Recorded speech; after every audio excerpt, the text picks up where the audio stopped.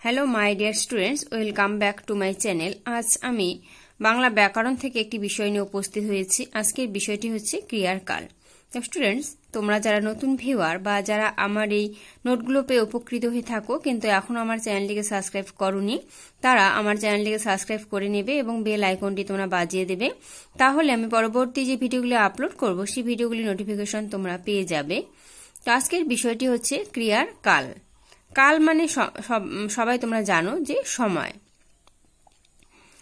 তো এই ক্রিয়ার কাল বলতে আমরা কি বুঝি? যে সময়ে ক্রিয়াটি অনুষ্ঠিত হয় তাহাকে ক্রিয়ার কাল বলে। ক্রিয়া মানে হচ্ছে কাজ, মানে কোনো একটি কাজ যে সময়ে হচ্ছে সেটি হচ্ছে ক্রিয়ার কাল। এই কাল শুধু সমাপিকা ক্রিয়ারই হয়। ক্রিয়ার কাল প্রধানত হচ্ছে 3 রকমের: বর্তমান কাল, অতীতকাল এবং ভবিষ্যৎকাল। তো এবার আমরা জানবো বর্তমান কাল বলতে কি বুঝি। বর্তমান কাল মানে যে ক্রিয়া চিরকালই ঘটে এবং এখনো ঘটিতেছে সেই ক্রিয়ার কালকে বর্তমান কাল বলা হয়। মানে আমরা যে বর্তমানে আছি এই সময়টা হচ্ছে বর্তমান কাল।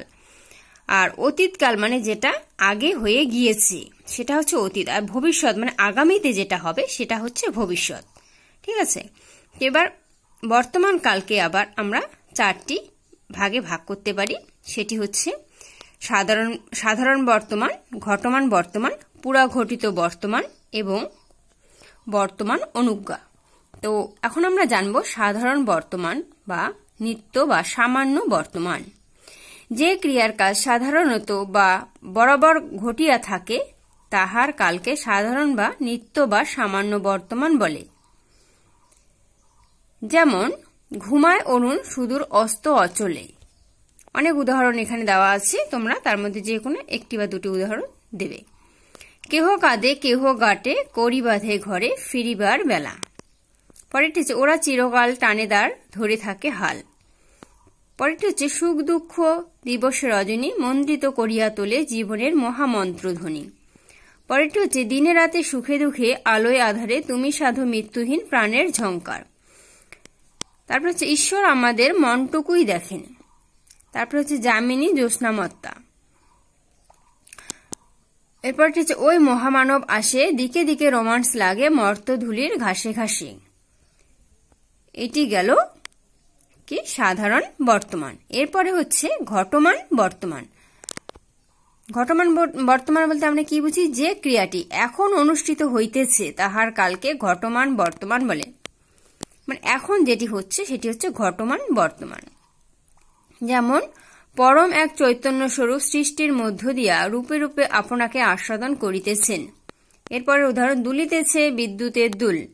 তারপরটি হচ্ছে পশ্চাতে রেখেছ যারে সে তোমারে পশ্চাতে টানিছে। তারপরটি হচ্ছে তোমার মঙ্গল ঢাকি গড়িছে সে ঘোর ব্যবধান। তারপরে হচ্ছে ঘটে ঘটে খড়িতেছে ক্ষীর। এরপর হচ্ছে আমার হিয়ায় চলছে রসের খেলা। তারপর হচ্ছে ঝরিছে মুকুল কুজিছে কোকিল। এরপরটি হচ্ছে পশিতেছে কানে দূর গগনের বজ্র ঘোষণ ছন্দ। পরে হচ্ছে ভরিয়া পরাণ শুনিতেছি গান। পরেরটি হচ্ছে খেলিছ এ বিশ্বলয়। এই খেলিছ এটি হচ্ছে ঘটমান বর্তমান। শুনিতেছি যেমন পরাণ, ভরিয়া পরাণ শুনিতেছি গান, এখানে শুনিতেছি হচ্ছে ঘটমান বর্তমান। তারপরটি হচ্ছে পুরা ঘটিত বর্তমান। তো পুরা ঘটিত বর্তমান বলতে আমরা কি বুঝি? কাজটি শেষ হইয়া গিয়াছে অথচ তাহার ফল এখনো বর্তমান রহিয়াছে বুঝাইলে ক্রিয়ার পুরা ঘটিত বর্তমান হয়। মানে কাজটি শেষ হয়ে গিয়েছে কিন্তু তার ফলটা এখনো আছে, বর্তমানে আছে, তাই সেটি হচ্ছে পুরা ঘটিত বর্তমান। যেমন নির্বতির গর্বনাশী করিয়াছ পথের ভিক্ষুক। তারপর হচ্ছে কত রূপে সাজায়েছ এ ভুবন। এখানে সাজায়েছ এটি হচ্ছে পুরা ঘটিত বর্তমান। তারপর হচ্ছে কত রঙে রাঙায়েছ ফুলবন। রাঙায়েছ হচ্ছে পুরা ঘটিত বর্তমান। তারপর হচ্ছে মুকুলিত জীবনের রেণুগুলি রয়েছে ছড়ানো ও পথের ধুলি পড়ে। পরটি হচ্ছে বিজয় রথে চাকা উড়াইছে ধুলিজাল। পরটা সে যে প্রাণ পেয়েছে পান করে যুগ যুগান্তর স্তন্য। অলঙ্কারে কাহিনী রসবন্ত হয়ে উঠেছে। তারপরটি হচ্ছে দেখেছি নিত্যের জ্যোতি দুর্যোগের মায়ার আড়ালে। তারপর হচ্ছে সাজিয়াছ যোগী বলো কার লাগি। এবার হচ্ছে মহাপ্রাণ সাজিয়াছে পলে পলে। তারপর হচ্ছে চাহিতে এসেছে শুধু একখানি মালা। তারপর হচ্ছে নেমেছে ধুলার তলে হীন পতিতের ভগবান। তারপর হচ্ছে বর্তমান অনুজ্ঞা। ক্রিয়ার দ্বারা বর্তমানকালে কোনো আদেশ, অনুরোধ, প্রার্থনা, উপদেশ বা আশীর্বাদ বুঝাইলে বর্তমান অনুজ্ঞা হয়। মানে যখন কোনো ক্রিয়ার দ্বারা বর্তমানকালে আদেশ, অনুরোধ, প্রার্থনা, উপদেশ বা আশীর্বাদ বোঝাবে তখন সেটা হবে বর্তমান অনুজ্ঞা। উঠুক চিত্ত করিয়া নিত্য। পরে হচ্ছে একটা গল্প বলুন না। পরে হবে পুচ্ছটি তোর উচ্চে তুলে নাচা। তারপর হচ্ছে মা আমায় মানুষ করো সীতা। তারপর হচ্ছে এসো যুগান্তের কবি। এরকম অনেক আছে, আমি আর এখানে বলছি না তোমাদের, ঠিক আছে, এখানে তোমরা দেখে নেবে। তারপর এটা হচ্ছে অতীতকাল। অতীতকাল বলতে আমরা কি বুঝি?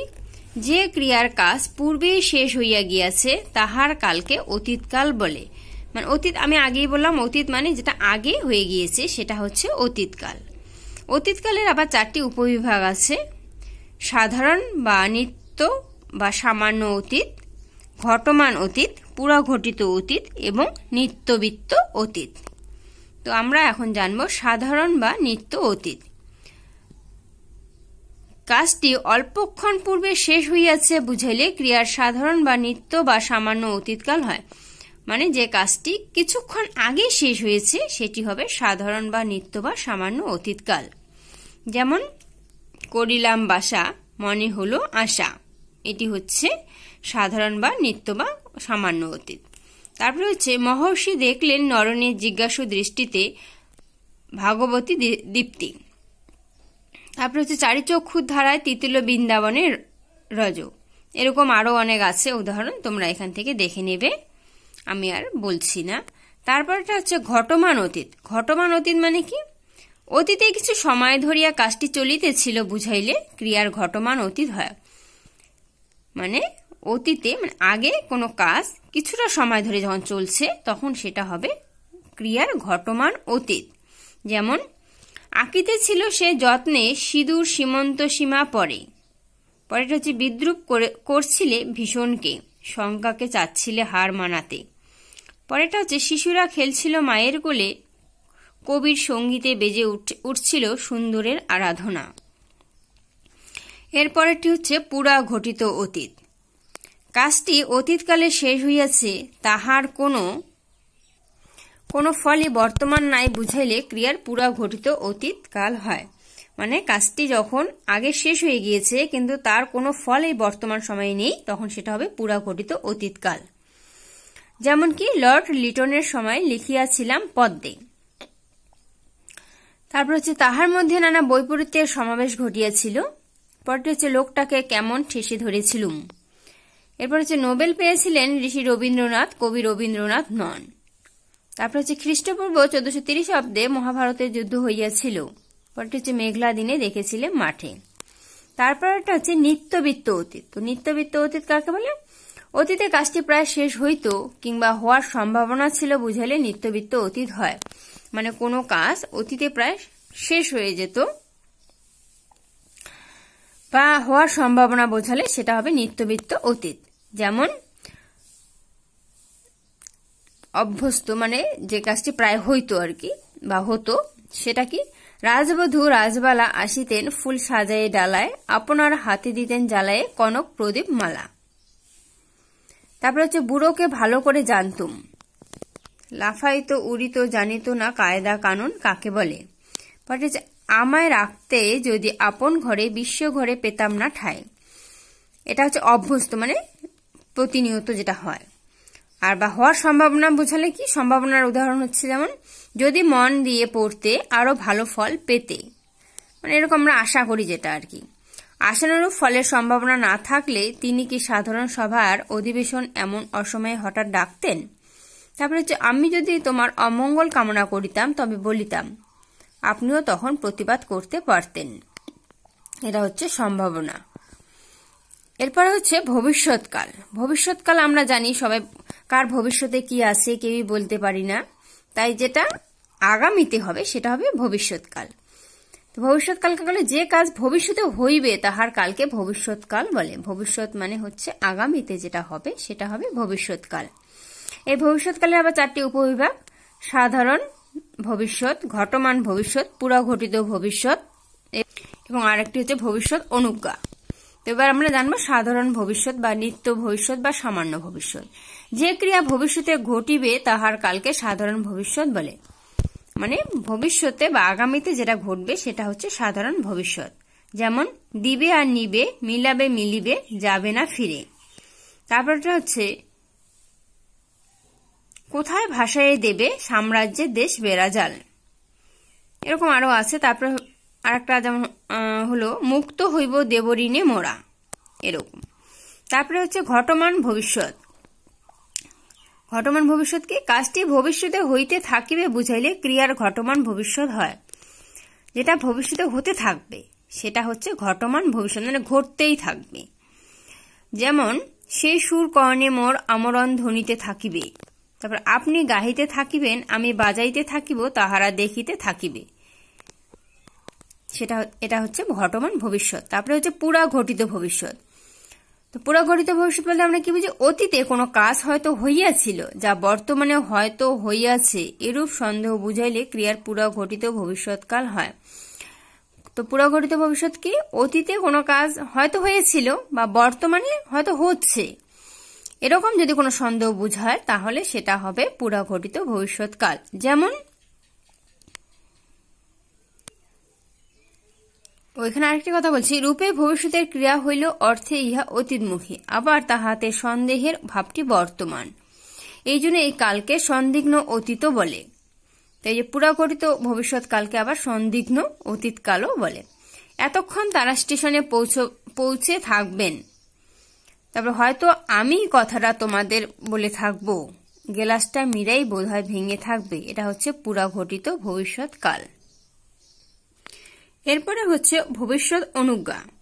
তো ভবিষ্যৎ অনুজ্ঞা কি? ভবিষ্যতের জন্য কোনো আদেশ, অনুরোধ, প্রার্থনা, উপদেশ ইত্যাদি বুঝালে ভবিষ্যৎ অনুজ্ঞা হয়। যেমন সৌভাগ্য গর্বে গর্বিত হইও না, দয়া করে একবারটে আসবেন, ওইখানে অপেক্ষা করিস। এটা হচ্ছে ভবিষ্যৎ অনুজ্ঞার উদাহরণ। এবার হচ্ছে আমরা প্রথমেই জানলাম যে সাধারণত সমাপিকা ক্রিয়ারই কাল হয়, অসমাপিকা ক্রিয়ার হয় না। তো অসমাপিকা ক্রিয়ার কাল, যেমন বাক্যের সমাপিকা ক্রিয়ার কালের উপরে অসমাপিকা কাল নির্ভর করে। যেমন বৃষ্টি হলে যাব না, এটা হচ্ছে ভবিষ্যৎ অর্থে। তারপর ট্রেন ছাড়িলে বাড়ি ফিরিলাম, এটা হচ্ছে অতীত অর্থে। তারপরে গালে হাত দিয়ে কি ভাবছো, এটা হচ্ছে বর্তমান। স্টুডেন্টস, ক্রিয়ার কাল এই বিষয়টি আজ এখানেই শেষ হলো। তোমরা যদি আমার এই বিষয়গুলো পেয়ে উপকৃত হয়ে থাকো অবশ্যই আমাকে কমেন্ট সেকশনে কমেন্ট করে জানাবে, আর ভিডিওগুলি শেষে একটি লাইক করবে এবং তোমাদের ফ্রেন্ডসদের কাছে তোমরা শেয়ার করে দেবে। তো আজ এখানেই রাখছি, সবাই ভালো থেকো, ধন্যবাদ।